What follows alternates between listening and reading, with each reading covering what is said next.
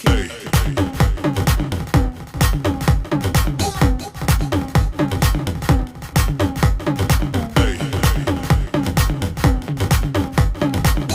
day to everyone. This is Mommy Jinb. Okay, we have a new vlog. This is all about fish Shanghai. This is the fish na hinimay. And this is the ingredients. Okay, carrots, bell pepper, celery, sibuyas at bawang at ang kanyang pambalot. Igigisa ko po yan siya. Okay? So, please watch this video at tapusin nyo po para ipakita ko po sa inyo ang aking pamamaraan sa pagluluto ng fish Shanghai. Okay po. Okay.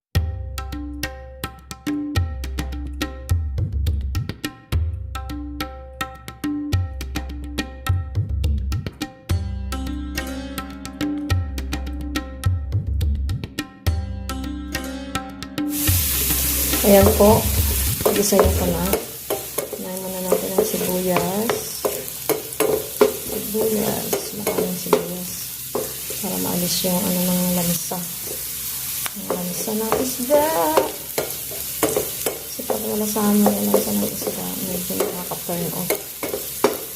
So, dapat maraming mga alip para masarap. Hindi lasang isda siya. Ayan, nilagay ko na rin po ang bawang. Susunod po natin dyan yung isda mismo para ma-saute, masangkot siya. Para maalis ang kanyang pagkalasang isda. Nalagay natin ngayon ang isda. So, ito po yung isda. Nalagay na po natin. Yan po, ang hirap po mag-video. Ang isa, sandali lang. Sumutin natin ang isda. Ang pangurot. Konting powder. Pangtanggal ng lasa.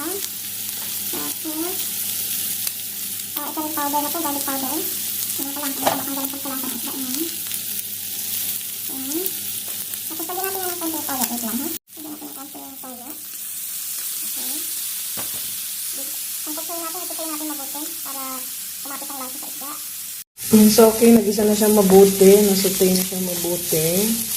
Sigurado kumapit na ang lasa ng mga ingredients niyan. Ngayon, ihuhulog naman natin yung mga vegetables. Ito.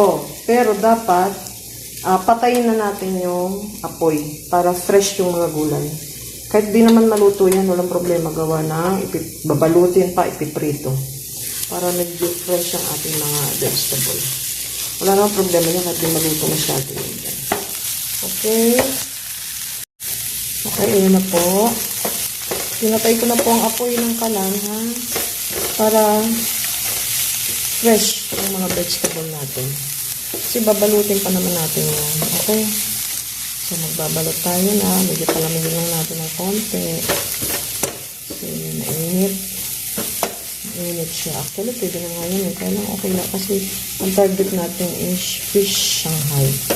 So, kailangan okay, yan na. Pinatay ko na yung apoy niyan. Okay? So, ayan na siya. Babalutin na lang yan natin. Okay, at pipirito. Okay. Ito po yung ginisang ayan. Tapos, ibabalot na natin sa lumpia wrapper. Kaya lang itong nabili kong is siya, whole wet. Kaya medyo makapal yung niya. Pero okay lang yan. Mas maganda nga yan eh. Okay, ibabalot na natin yung ating fish Shanghai. Ito yung ginamit ko, ayan. Whole wet ang niya. Ay, medyo makapal ang niya. Makapal ang ayun siya. Medyo makapal. Pero okay lang yun. Medyo makapal siya. Ibabalot na natin. Ito na yung ginisa ko isda na may mga vegetable. Para gawin Shanghai.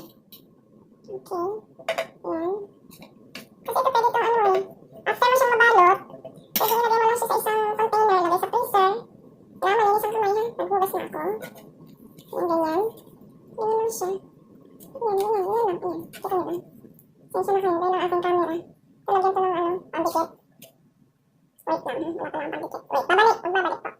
So, ayan po, ito yung pandidikit natin. Ito yung sample ng binalot na Shanghai. Ayan yung isda na ginisa at ito yung pambalot. Ayan yung pandikit. Ito, all-purpose flour lang to. Hindi ako magamit ng itlog kasi allergy ako sa itlog. Okay, so tapusin na natin ang pagbabalot.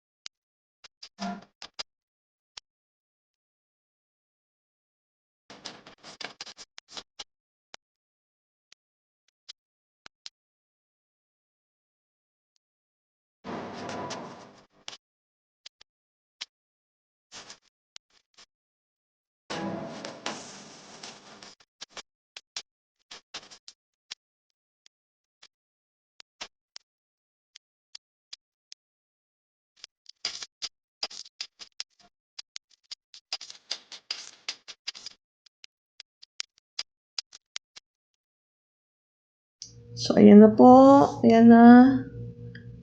Yan, ilang piraso lang naman din pala. Pero okay na yan. Ngayon, lilipat ko siya dyan para ilagay sa freezer. Siguro maglalabas lang ako kung ano yung maluluto ko at kaya ko lutuin. Ayan na siya, ganyan lang. Very easy. Okay?